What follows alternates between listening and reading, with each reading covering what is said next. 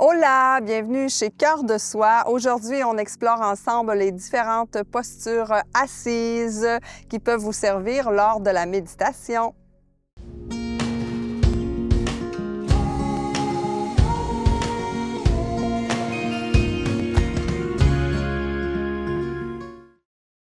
Namasté. Alors, les postures assises pour la méditation, donc j'ai eu des questions sur ces postures, comment les adapter, comment les pratiquer et comment arriver à les maintenir sur le long terme.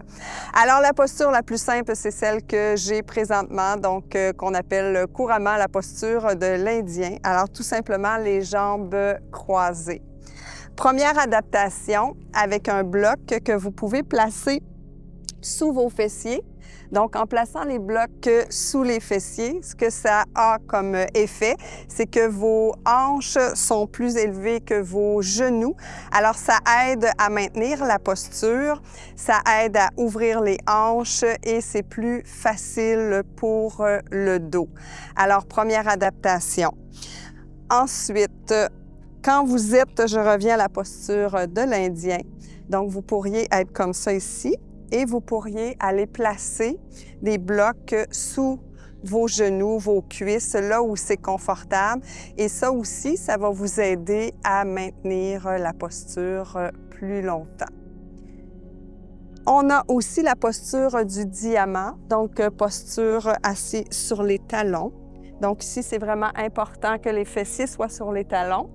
Et vous pouvez, pour plus de confort, aller placer votre bloc sous vos fessiers. Donc, autre adaptation de la posture. Vous pourriez rouler une couverture et venir la placer entre vos fessiers et vos talons.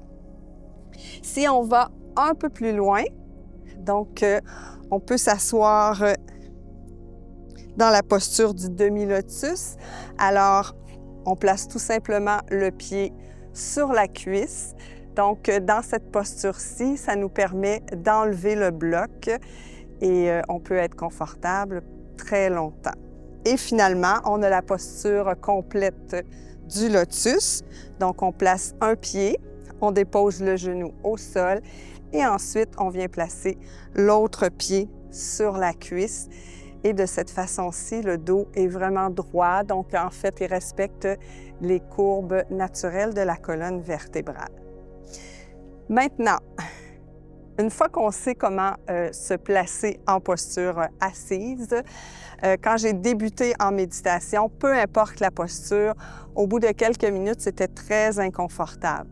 Alors, ce sont les autres pratiques de yoga, les autres pratiques de posture, d'asana, qui vont vous aider au fil du temps à développer plus de souplesse et plus de renforcement musculaire.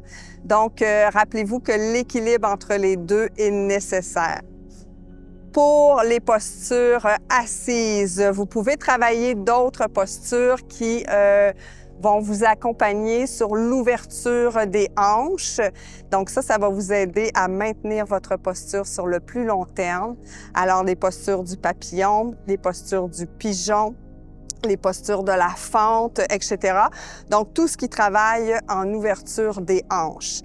Et ensuite, les postures qui viennent travailler les muscles stabilisateurs, donc toute la partie de votre tronc, les abdominaux. Alors ça aussi, ça va aider à soutenir votre colonne vertébrale et à maintenir la posture sur le plus long terme.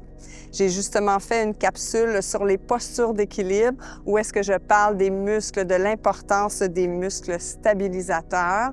Alors, avec la table en équilibre, le bateau sur le dos, vous pouvez, et d'autres postures, vous pouvez travailler au niveau de vos abdominaux et des muscles stabilisateurs. Puis les muscles stabilisateurs, les postures d'équilibre vont vous aider à développer davantage ces muscles. Donc, posture de la demi-lune, de l'arbre, de l'aigle, le guerrier 3, etc. Alors, comme toujours, si vous avez des questions, si vous avez besoin d'éclaircissements, si vous avez des trucs que je n'ai pas mentionnés, Veuillez écrire tout ça dans les commentaires et partager en grand nombre les vidéos. Abonnez-vous à la chaîne et likez si vous avez apprécié. Je vous dis à demain dans ce fabuleux défi de 366 jours, une capsule par jour pendant 1 an. Bonne journée! Namasté!